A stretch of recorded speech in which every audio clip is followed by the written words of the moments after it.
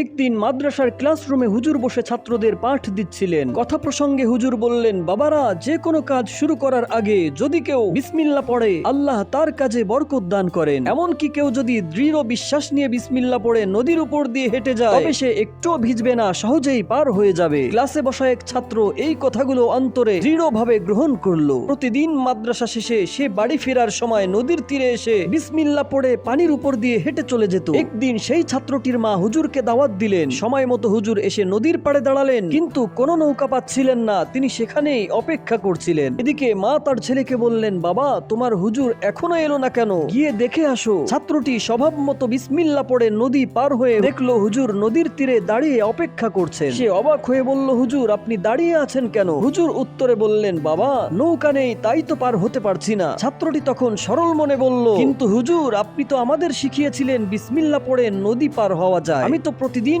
এভাবেই পার হয়ে চলে যাই। চলুন আমরা দুজন বিসমিল্লাহ পড়ে পার হয়ে যাই। হুজুর মৃদু হেসে ছাত্রটির মাথায় হাত রেখে বললেন, বাবা, তুমি সত্যি পরিপূর্ণ বিশ্বাস অর্জন করেছো, তাই তোমার জন্য এটি সম্ভব হচ্ছে। কিন্তু আমার অন্তরে সেই পরিপূর্ণ বিশ্বাস জন্মায়নি, তাই আমি পারবো না।